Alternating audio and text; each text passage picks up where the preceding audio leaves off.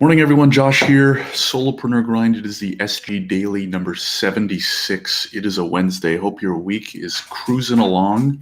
And on Monday, episode 75, I suppose, what to do if you're, let's just call it chasing happiness. You're not feeling it. What's one way to get there? And I was talking about progress. I was talking about a quote from Tony Robbins: progress equals happiness, right? Because when you're stuck, when you're not moving, when you're not doing anything, it's very easy to get into a rut, to get sad, to not be motivated.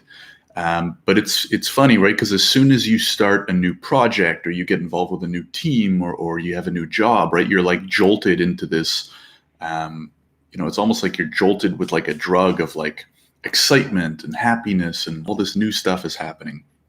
So progress equals happiness. We talked about that in the last episode, but how can you find it, right? So it's easy to say just make progress, but there's good progress and bad progress and not so great progress. Obviously, we want to make good progress. And there's two parts to that, I think, is number one, trying to uncover what to progress towards, and then two, making that progression, right? Because there's good ways and bad ways of even progressing towards good and bad things. I don't want to get too abstract here. So the first part, let's say you listen to episode 75 and you're like, you know what? I think that's why I'm not feeling the best. I'm not motivated. I'm not progressing towards anything. Great. So observing that and understanding that that's the problem is a great first step.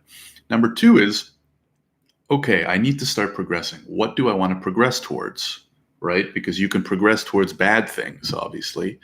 So you need to find what it is you want to move towards. This can be one of many things, right? This could be, if you're a solopreneur, it could be a new product you want to sell. It could be doubling your sales. It could be opening and starting a new company. You know what I mean? If you're not a solopreneur, let's say you're an employee, it could be getting promoted. It could be starting your side hustle. It could be quitting your job so that you can start your new company, whatever, right? But you got to figure out what that is, because you can't progress it. Like progression is movement, right? So you're going to move in some direction, but if you don't know what the end goal is, then you can very easily just start progressing in circles and not doing much productively. So number one, find the end goal. And I have gone through periods where, I've felt not motivated, not super happy, bored by the day-to-day, all that good stuff. And I've done a few things in those times to try and find that, goal to start progressing towards. It doesn't have to be life-shattering, right? You don't have to say, I have a mission to start the next Apple, right? You can start small, because progression can still be small. You can do it in bits and pieces. It could be, progression number one, find the type of business I want to start. Then once you do that, you set the next step, right? Which is do market research or whatever. So in order to find even those first steps or those greater missions or visions, a few things have helped me when I've been in that sort of funk. Number one is just like, you can just appreciate that it's there, right? You can understand, say, okay, I'm in a funk. I need to find a new step or a next step or a side project or something like that. Just realize it's there to begin with.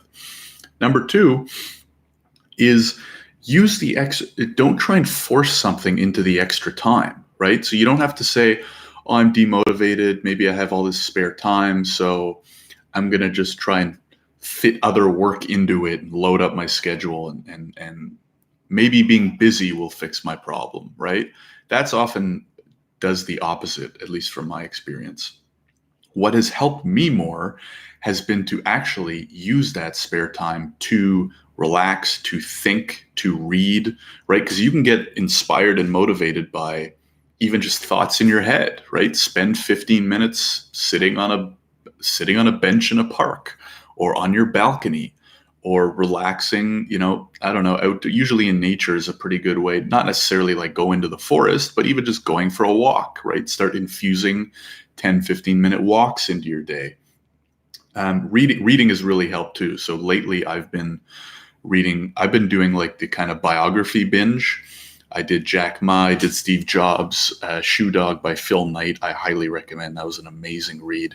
Hearing about these, highly successful CEOs and founders and what they did, it gives you motivation. It can spark ideas, things like that. Richard Branson's biography is super good too. He has a few actually.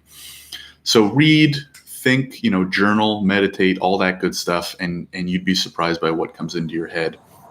The last thing I'll say is to talk to people, right? So even especially if you don't know what you want to do next, talk to other motivated, interesting, friendly people, right? They could be in an industry you have experience. They could not be.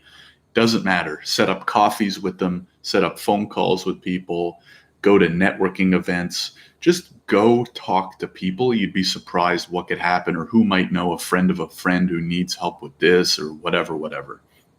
So those are my key takeaways. Number one is don't shy away from the fact. So key takeaways as in, if you're looking to find an end goal to start progressing towards, number one is don't beat yourself up about the fact that you're in this phase and that you're going through it. It's okay. It's kind of fun actually and exciting because you're going to have an exciting next step coming up.